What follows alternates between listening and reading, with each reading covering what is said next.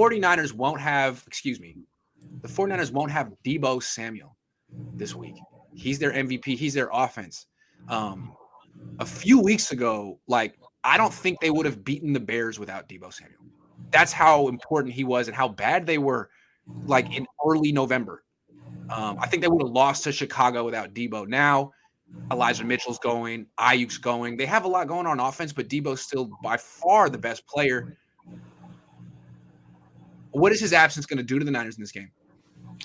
I mean, I think it's going to change some of the things that they can do with their offense, right? I mean, because Deebo is a big part of the run game and the way they like to personnel guys. But for me, I believe that skilled players and other don't have that sort of impact on NFL games. I think it's the quarterback, and they have a week to figure out. I think it'd be a lot different if Deebo got injured in the game on Sunday because you game plan the entire week and he's part of the game plan. Now you have to switch it up. But they have a week to figure it out, to figure out what are they going to do, how are they going to get extra offense. As I recall, I believe Seattle has always been susceptible to the tight end. This is a good week to get George Kittle going. I mean, it's not like they're absent of weapons. Ayuk has looked great in the last couple of weeks. You're going to watch film later on today. Kittle gets open. They just don't find him. So they still have weapons. Jennings did a nice job last week making some catches. Trent Sherfield showed up, made a big play on a third down, third and long. So they have weapons. They're not Deebo, but I think there's enough there to create some offense. And I know Deebo is important, but you have a week to figure it out. Kyle is the best offensive mind in the game, so you should be able to figure it out.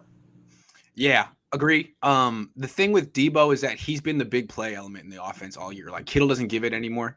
Ayuk to an extent, but it's Deebo every game. It's like when they were down against Chicago, he was the one that had the 80-yard screen. And without him, it's just a very plodding, slow offense, and you can win that way. The Patriots do. But you have to have a really precise, great quarterback. And I don't think that if you get into a game where there's no Deebo and maybe the Seahawks are doing a good job against Elijah Mitchell, and Kyle doesn't have a ton of confidence in the run game, and he's got to pass more. Without that big play, the Niners just don't execute well enough to sustain long drives, I think, consistently. Without Deebo, maybe I'm wrong. They do have long drives, but I feel like the big play has really been what's getting them wins the last month. My counter to that would be is that by design or is it because of Deebo? Like, I'll give you an example. For years we would say, why isn't George Kittle getting touchdowns? Why isn't he a weapon in the red zone? Like, is he just not a great hands catcher? And then all of a sudden they start throwing to him in the red zone. He's making catches over defenders and all this. That is true. The thing with Deebo, though, is like the touchdowns. He's had like 5 touchdowns the last 3 games, and there's been they'll be at the 20. Like, well, we'll just hand off to Deebo touchdown. Like, I mean, come on, no one else is doing. Yeah, that's gone. That's not. You can't do that with Ayuk or Kittle or I don't even think Mitchell. It's just a Deebo thing. Oh, we're in the 25. Right. Let's just hand off and get a touchdown because no one will touch him. They've done that 2 or 3 times.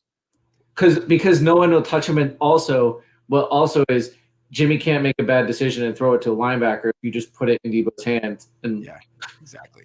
You don't have to worry about him throwing the ball in compressed coverage, all that. So not having Deebo, I think, is going to be a big deal. Like, look, they didn't have Deebo against the Seahawks last year in Seattle.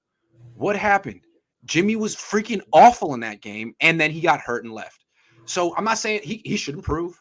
He has Elijah Mitchell now. He didn't have Elijah Mitchell then. I don't think he had Mostert in that game either.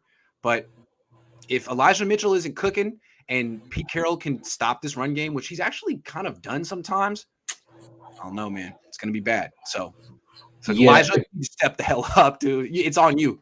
It's on you, Elijah. Or Ayuk, too, if you want to play running back. I don't think you do, though. Kittle already doesn't.